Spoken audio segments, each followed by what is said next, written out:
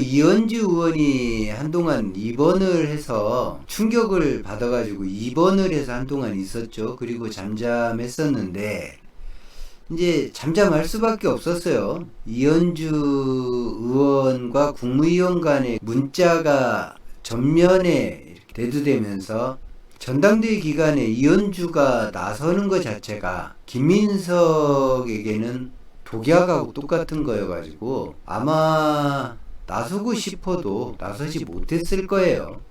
근데 전당대회가 끝나고 나서 이현주의 첫 번째 행보를 보면 이제 인터뷰를 했는데 그 인터뷰의 내용 중에 하나를 헤드라인으로 보통 언론들이 이제 뽑았는데 이 부동산 세제 개편안 이번에 이제 정부가 제출을 했잖아요. 국회에. 강력하게 비판을 했어요. 그 비판한 근거는 대선 후보 시절에는 그렇게 주장하지 않았지 않았느냐. 그런데 왜 대통령이 되고 나서는 갑자기 방향이 바뀌었느냐라고 강력하게 비판을 했어요. 그래서 후보 시절의 생각이 옳다. 이 발언 자체는 뭐 소신 발언이라고 우리가 그냥 인정해줘도 돼요. 이런 거는.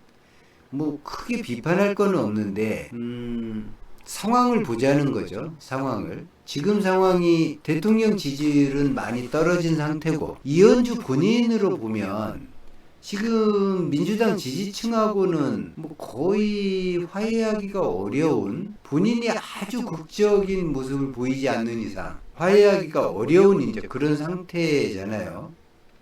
그럼 내후년의 총선에서도 공천을 받아서 나가야 되는데, 그러니까 경선을 통과해야 되는데, 지금 되게 좀 애매하게 됐다라는 거죠. 이 이현주 의원이. 그러니까 김민석하고 가까이 지내던 사람들은 좀 꽃길이 열린 것 같은 그런 모습인데, 자신은 어떻게 보면 가장 큰 조력자였으면서 찬밥 신세가 되어 있는 이런 상태, 이런 상황이잖아요. 민주당 내에서 지지자들에게 배척을 받을 의원 1순위가 되어 있고 의원들 간에도 이현주 의원하고 가까이 지내는 거 많이 부담스러울 거예요. 그 리박스쿨이라든지 뭐 하나 제대로 해결됐거나 본인이 변한 모습을 보이질 않잖아요. 그런 것 때문에 왜 이렇게 비판을 했을까 그러면 이재명 대통령을 물고 빨아야 되는 지금 상황일 텐데 이 비판 수위 조절 뭐 이걸로 민주당 국회의원들 그러니까 김민석 당대표를 비롯한 공치모 의원들하고 청와대의 반응을 살피는 것 같아요. 그 민주당 지지자들의 반응은 없어요. 이현주 발언에 대해서 관심이 없거든요. 이현주에 대해서 뭐 관심을 특별하게 가질 만한 것도 아니고 그래서 반응을 이 간을 보고 있다. 그 이현주가 원하는 그림은 2028년도에 확실하게 자신이 경선 통과가 되든지 아니면 입각을 하게 돼서 장관, 국무위원이 돼서 아니면 공기업의 사장이 돼서 계속해서 이 공직에 머무르고 싶은 그런 게 있겠죠. 민주당 안에 있다면. 그런데 민주당에서 미래가 불확실하다라고 하면 차라리 제명당하는 게 낫죠. 그러면 뭐 이준석이든 장동혁이든 얼씨구나 하고 모셔갈 거 아니에요. 얼씨구나 하고 본인의 값어치를 지금 높이려고 간을 보고 있는 거죠. 나를 내보내 주든지 본인 입으로 탈당은 안 하겠다고 했으니까 내가 이렇게 비판하기 시작하면 견디기 쉽지 않을 텐데 괜찮겠어? 라고 본인의 존재감을 드러내는 거예요. 그런 게 부담이 되면 나에게 그만한 대접을 해야 된다. 당신들이. 라고 얘기를 하는 거죠. 사실 뭐 이전에 했던 그 발언들 있잖아요. 분열을 시켜야 된다. 어쩐다. 그거를 지금 실천하고 있는지 없는지는 솔직히 본인밖에는 몰라요. 근데 어쨌든 지지층이 갈라지게 하는데 1등 공신이기는 해요. 어쨌든 결과적으로 보면 이현주는 제명을 당한다 라고 하면 쾌지나 칭칭난해가 될 수도 있어요. 그러면 내가 예전에 했던 말 실천하고 왔지 않냐. 지금 민주당 꼴 봐라. 이렇게 거품을 물고 다니겠죠.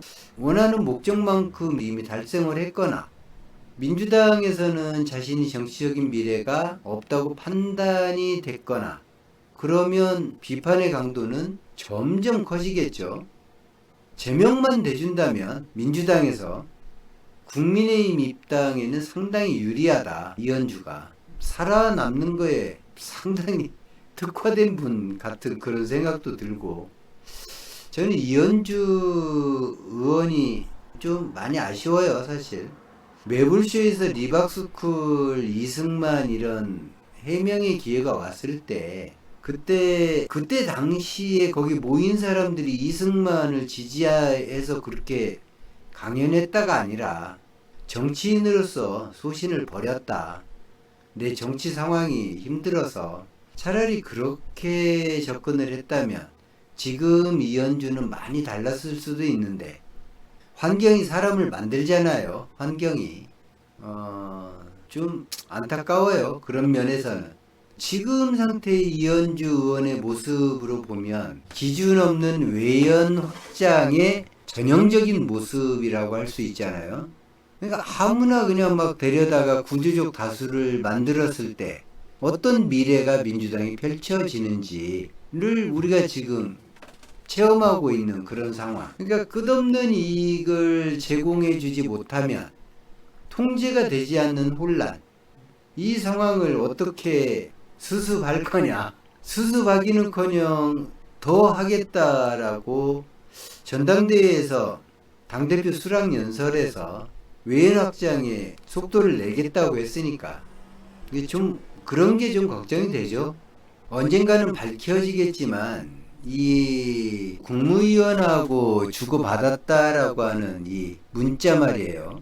이게 뉴시스 기자는 알고 있잖아요, 이거를. 그런데 왜 안 밝히는지 모르겠는데, 만약에 저 상대에게서 얻을 것이 있다면 안 밝히는 게 유리하겠죠. 그 언론사 입장에서도. 그러면 당분간은 더 통제가 되기 어려울 수도 있겠다. 그런 생각이 들어요. 그런데 지금 상태로 보면 정말 많이 서둘러야 된다. 정말 많이. 서두르지 않으면 이재명 대통령도 그다음에 김민석 당대표도 정말 힘들어진다. 지지자들도 마찬가지죠. 뭐 힘이 나야 뭐 저처럼 영상 하나 이렇게 다루는 것도 신이 나서 없는 말도 갖다 붙여가면서 칭찬도 하고 막 그럴 텐데, 지금은 혹시 이러지 않을까라는 가정을 가지고서 염려하고 비판하고 이런 상태잖아요. 그런 모습들이 또 실제로 보이니까 그 서둘러야 하는 통합 행보는 어쨌든 지지자들이 어떻게 해볼 수가 없어요. 이거는 지금도 댓글들을 보면 아직도 전당대회가 끝나지 않은 것처럼 뭐 정청래를 그 오찬은 왜 불렀냐, 이재명 대통령 대인배다, 뭐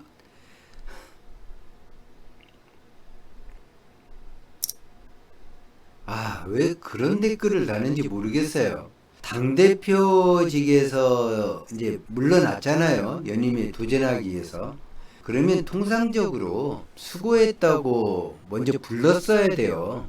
본인의 감정에 이게 뭐 유쾌하게 받아들여지진 않든 그건 상관없이 1년 동안 고생 많았습니다라고 해서 격려 차원에서 그 지도부, 그러니까 최고위원들 포함해서 그동안에 애썼던 그 지도부들 불러가지고 밥 한 끼 같이 하고 그러는 게 대통령의 모습이어야 되는데, 대통령까지도 전당대회에 너무 매몰돼가지고 정청래에게는 조금 더 유리한 모습을 보여주지 않겠다. 그래서 이제 겨우 이제 전당대회 끝나가지고 그 전임 지도부 전체도 아니고 그 정청래 전 대표 혼자 가가지고 그냥 오찬에 참석한 거예요. 근데 이런 자리는 현 지도부하고 전 지도부 전체를 불러서 이렇게 화합하는 장을 만들어주고, 그리고 그 안에서 이 뭐 송영길, 김민석, 정청래만 따로 불러서 잠시 좀 뭐 한두 시간 환담한다든지 그렇게 해가지고 서로 또 토닥거리고 이런 모습이 사실 좋았는데 이 뭐 세 사람만 그 원내대표까지 네 사람만 딸랑 불러가지고 오찬하고 그걸로 뭐 마무리가 되는 것처럼 이건 좀 아쉬웠다. 제가 처음에 그 영상을 틀어드렸는데 지금 잠깐만 다시 볼게요. 그 영상을 지금 보면 아주 유쾌하게 웃죠. 아주 유쾌하게 웃잖아요. 서로 이제 웃음 코드가 맞아서 그런 것일 수도 있고 좀 과장되게 일부러 이렇게 표현하시는 것일 수도 있어요. 어쨌든 정치는 누구에겐가 보여주기 위한 언행으로 만들어지잖아요. 정청래가 여기서 같이 아주 환한 모습을 지었다면 오히려 정청래 지지자들에게 좀 더 위로가 됐을지 몰라요.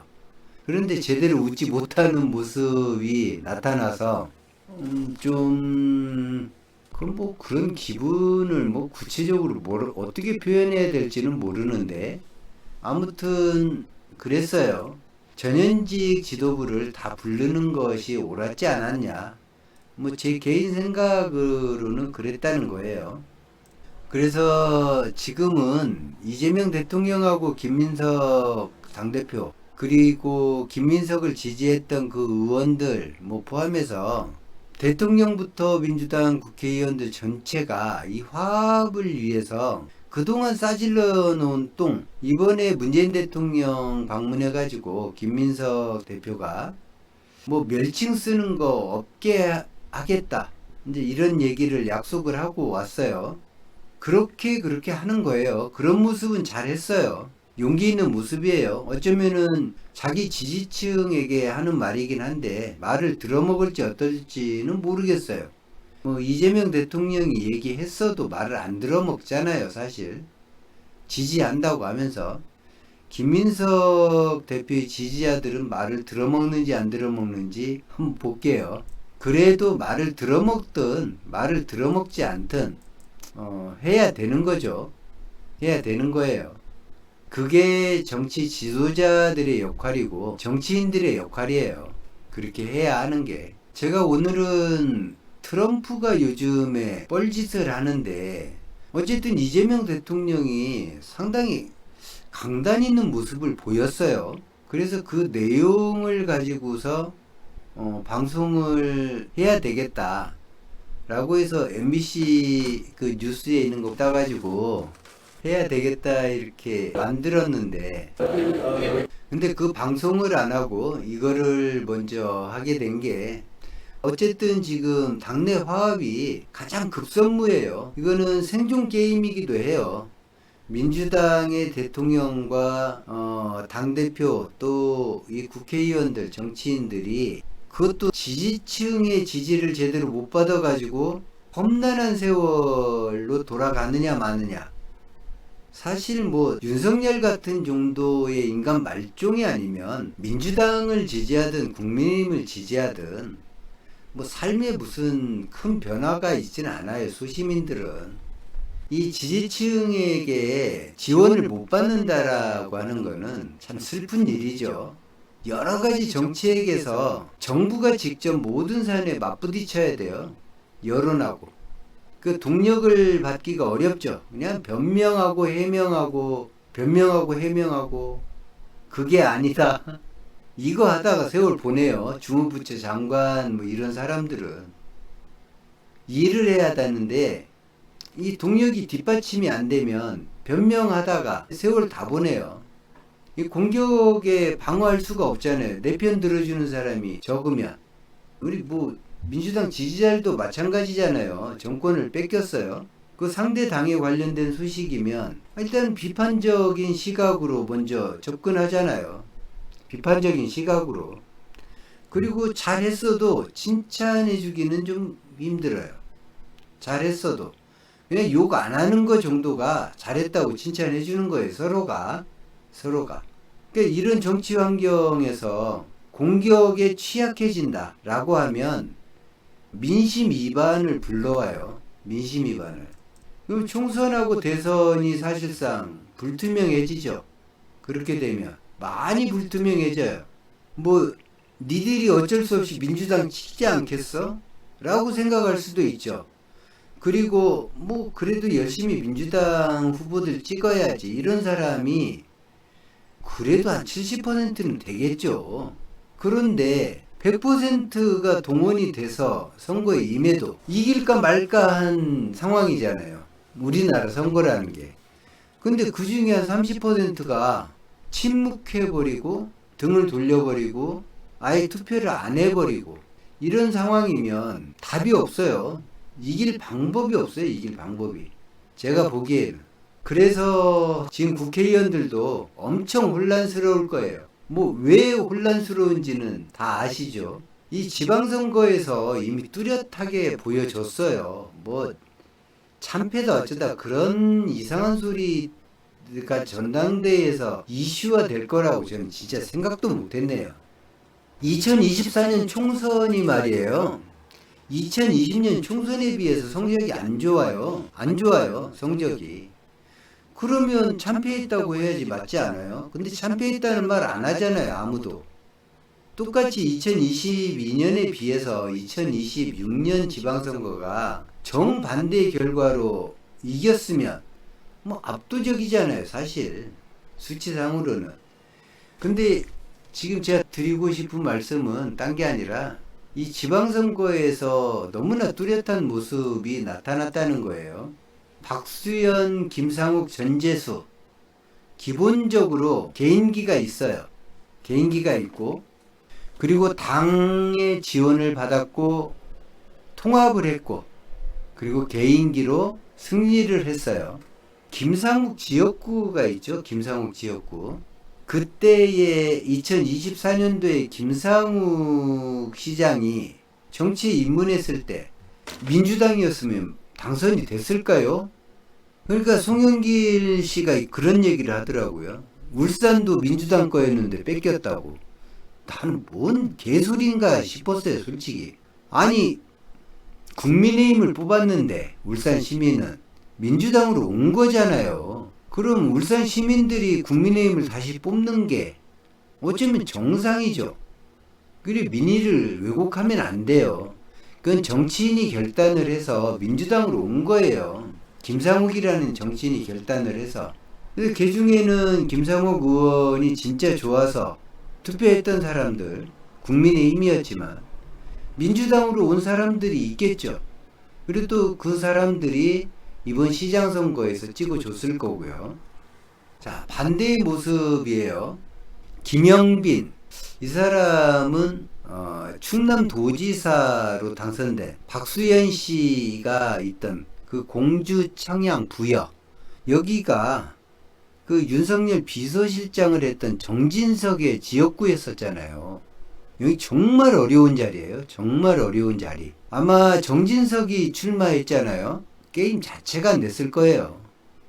정진석이 그 내란 우두머리 비서실장을 했건 안 했건 상관없이 그 지역에서 정진석하고 붙어볼 만한 정치인은 지금 충남도지사로 이제는 직무를 시작하고 있는 박수현 씨밖에는 사실 없어요. 전태진 씨, 울산에서 패했죠. 그 김상욱 의원 지역구에 보궐로 들어갔다가 이기기가 힘든 자리였었다라는 얘기를 하는 거예요. 제가 이거 뺏긴 게 누구 잘못이다 이게 아니라 정말 선전했어요. 그 정도면. 다음 총선 2028년 총선도 밭갈이 정말 잘해야지 전태진 씨가 그나마 희망이 있을 거다. 김영빈 씨도 마찬가지고. 김영빈 씨는 뭐 진짜 노력 많이 하셔야 돼. 전태진 씨도 그렇고. 그러면 하정우 씨 뭐 당의 지원을 받았고 그리고 명픽이라고 하는데 패했죠.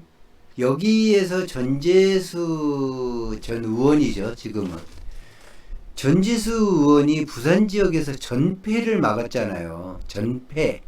한 석도 못 가져갈 수 있었는데 전재수만 유일하게 남았던 국회의원이었어요. 저는 그런 생각을 했었어요. 5월 1일 날 그 민주당 국회의원들 중에 지자체장으로 도전하는 분들이 일괄적으로 사퇴를 했잖아요. 5월 1일 날. 근데 5월 3일 날 사퇴를 하게 되면 부산 보궐선거가 사라져요. 5월 3일 날 하게 되면. 그래서 저는 전재수 씨가 사퇴를 늦게 해주기를 바랬어요. 그때. 늦게 해주기를. 며칠만. 그래서 보궐선거를 없애는 게 낫다. 저는 그렇게 생각을 했어요. 근데 워낙 뭐 자신만만했고 60% 초반 이거나 50% 후반 정도였던 대통령 지지율이 엄청나다고 생각하는 사람들은 당연히 이길 것으로 그렇게 얘기를 했으니까. 그렇죠? 이 정원호 서울시장도 마찬가지로 당의 지원을 받았고 명픽이 됐죠. 낙선을 했어요. 이 공통점은 통합이라는 걸 못했어요. 통합이라는 걸. 뭐 정원우 씨가 민주 진보 진영의 어느 당 후보하고 통합했다 이런 얘기 들은 적 있나요? 하정우 씨 들은 적 있어요? 뉴스에 안 나와서 우리가 모르는 건가요? 이 지방선거에서 나타난 명확한 거 통합하고 그리고 진영 내에서 대표가 되면 승리한다. 또 승리할 가능성이 커졌다. 그 반대의 모습이면 힘들다. 힘들 가능성이 크다라는 걸 확인이 됐죠. 그 지지자들이 부담스러워하는 선거가 되면 안 돼요. 어떤 선거도. 흔쾌하게 지지하고 이런 선거가 돼야지. 박주민을 응원했던, 오랫동안 응원했던 지지자들 많아요. 생각보다. 그런데 갑자기 대통령이 픽하더니 서울시장 후보가 돼버렸네. 뭐야 그러면? 박주민 의원 그냥 뭐 그 의사협회하고 거기에 그냥 잠시 도구로 쓰였다가 버려지는 거야? 그렇게밖에 생각이 안 들잖아요. 그래서는 안 되는데 뭐 지지자들이 흔쾌하게 막 다가가고 대신 일해주고 선거운동 해주고 이럴 수 있는 그런 환경을 만들어주면 정말 좋았죠. 이 평택은 최악이었어요. 최악. 국민의힘 유이동 의원이 당선이 돼버리고 평택은 정말 지방선거 전체에 가장 많은 영향을 미쳤다고 저는 생각을 해요. 단일 선거구로는 평택 이 국회의원 보궐선거가 이번에 전당대회 또 살펴볼 필요가 있죠. 국회의원들하고 정치인들이 왜 혼란을 겪을 수밖에 없는지를 지금 얘기하고 있는 거예요. 친명으로 분리된 최고위원들 대부분 다 낙마했어요. 대부분 다 낙마했죠. 지금 박선원하고 서미화 그냥 타이틀을 그렇게 다른 거예요. 친명이라고. 반명이 없어요. 아직까지도 반명 친명 나누는 이런 정말 그 생각하면 김민석 씨가 미워지는데 계속 앞으로는 그런 선거 절대 해서는 안 돼요. 민주당 내에서 그런 선거 해서는 안 돼요. 이 지지자들 찢어놓고 갈라는 이런 선거 절대 해서는 안 돼요. 그 친명 친청 프레임 가지고 처음에서 끝까지 선거를 했잖아요.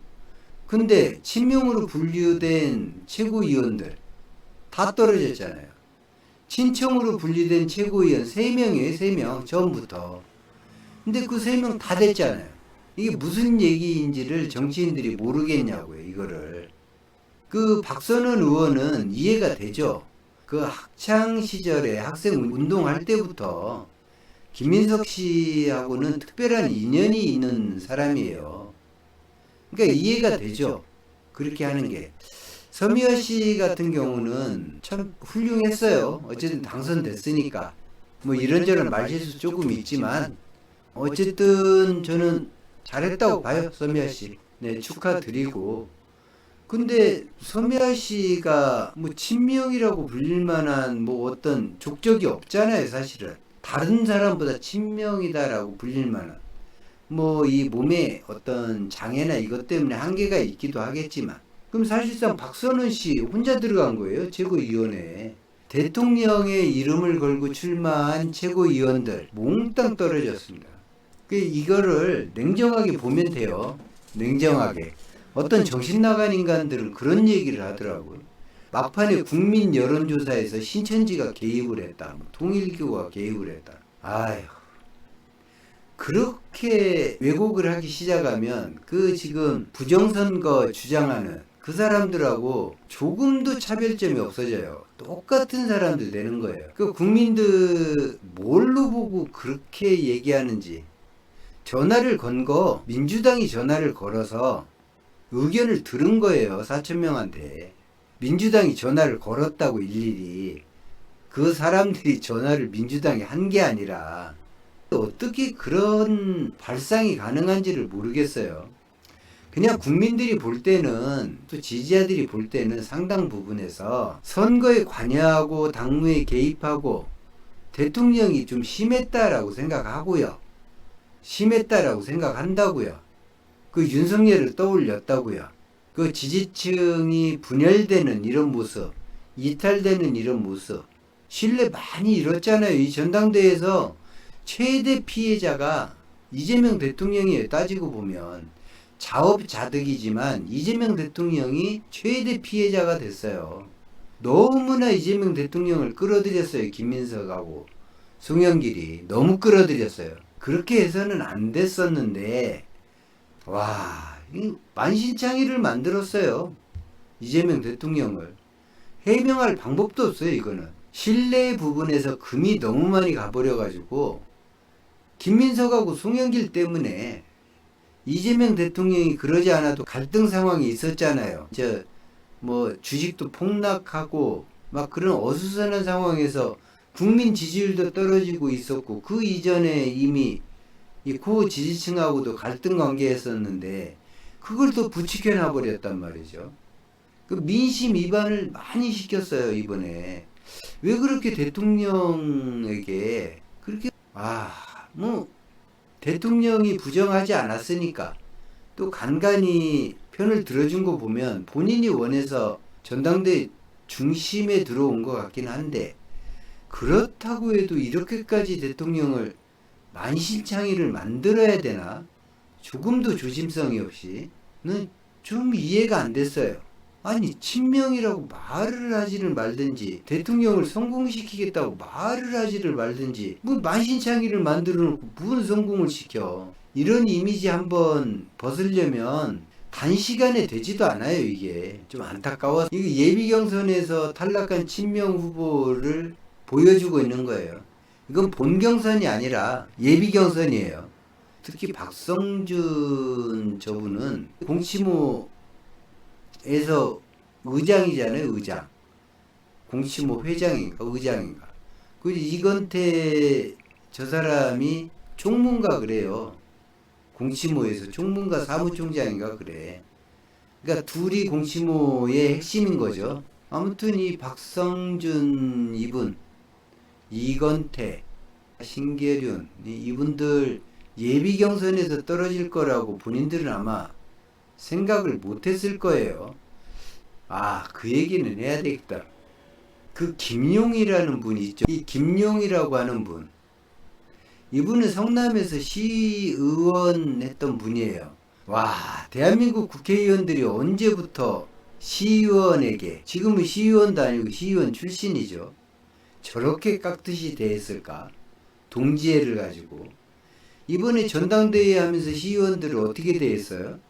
국회의원들이 완전히 착취했죠. 착취. 명의 도용하고 홍보물 만들어서 배포하라고 시키고 중앙당에다 신고를 했더니 신고 받아주지도 않고 막 그랬잖아요. 근데 단지 하나죠. 김용이라는 사람이 이재명 대통령이 아끼는 사람이다. 그거 하나 왜 없잖아요. 이 국회의원들 그따위로 처신하면 안 돼요. 이게 시의원 출신이든 일반 당원 출신이든 상관없이 누구나 다 존중을 해줘야 되겠지만 당신들이 평상시에 현직 시의원들이라고 해도 존중한 적이 있냐고 되돌아보라고. 아주 상전으로 모시더만 이 김용이라는 사람. 저는 사실 이 사람 몰라요. 민주당에서 뭐 했는지도 몰라요. 사실 내가 아는 게 없어서 뭐 이 사람을 찍어야 된다 말해야 된다는 모르겠지만 아니 민주당 최고위원이 이렇게 쉬운 자리였었나 하는 생각을 했어요. 이번에 전당대회를 보면서. 김영호 국회의원이나 임미애 씨도 결국 낙선을 했죠. 김영호 씨는 자신의 득표율에 좀 충격을 좀 받았을 수도 있어요. 근데 어쨌든 9명이나 낙선을 했단 말이죠. 9명이나. 14명 중에 11명이 친명이었는데 그 중에 9명이 낙선을 했어요. 이 낙선한 표가 이 국회의원들, 정치인들 자신들이 다음에 출마했을 때 경선에서 혹은 본선에서 확인되는 표잖아요. 그러면 대통령하고 가까운 게 나에게 도움이 될까? 아니 친명을 내세웠는데 11명 중에 9명이 탈락을 했네. 와 진짜 우주의 기운을 모아서 지원을 했는데 역사상 단 한 번도 본 적이 없는 모든 언론이 김민석을 지원을 했는데 과반을 못 얻네. 과반을. 생각이 많아질 수밖에 없잖아요. 민주당 지지자이거나 당원이에요. 근데 그들의 시각을 확인했다라는 거예요.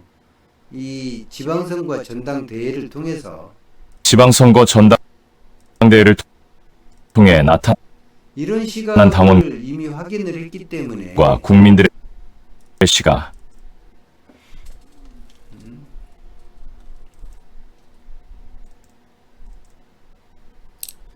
정치인들이 각성하고 당원들, 지지자들 좀 두려워하는 마음 다시 한번 새기고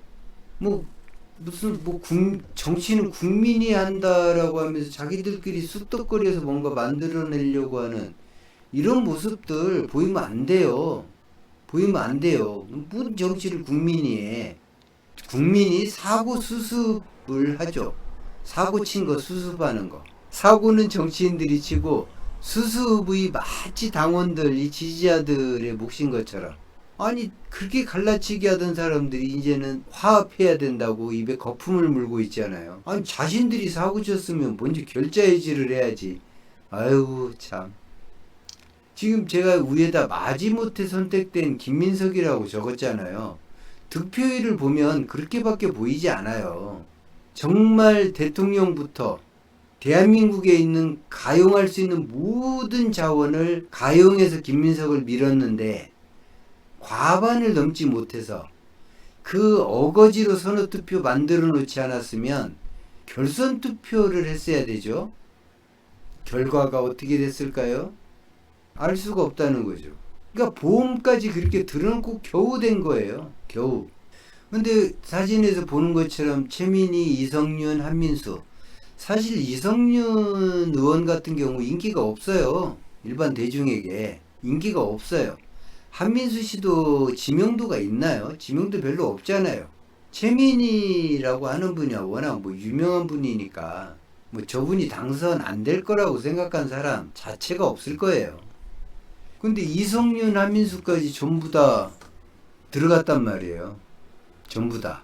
이 국민들은 이런 투표 결과로 얘기를 하는 거죠. 바로 잡을 수 있는 기회다. 그 기회를 잡아라. 딴짓 좀 그만하고. 그런 결과를 보여준 거예요. 김민석이나 이재명 대통령이나 이거 좀 뼈저리게 좀 받아들였으면 좋겠어요. 더 이상 명픽이 통하지 않는다. 인위적으로 뭘 만들려고 더 이상 하시면 안 될 것 같다. 이게 노골적인 반명 프레임으로 뒤집어 씌우고 시천지까지 동원하고 나라를 망하게 하는 사람이라고까지 참 그런데 송영길 씨 당대표 나온 거 그 얘기 그만할게요. 그 얘기는 그렇게 했는데도 과반이 안 되는 득표율 정말 뼈저리게 생각을 해야 돼요. 그리고 이 지지자분들도 마찬가지예요. 정책내 지지했으니까 옳고 김민석을 지지했으니까 나쁘다 이게 아니라 그냥 민주당 지지자잖아요.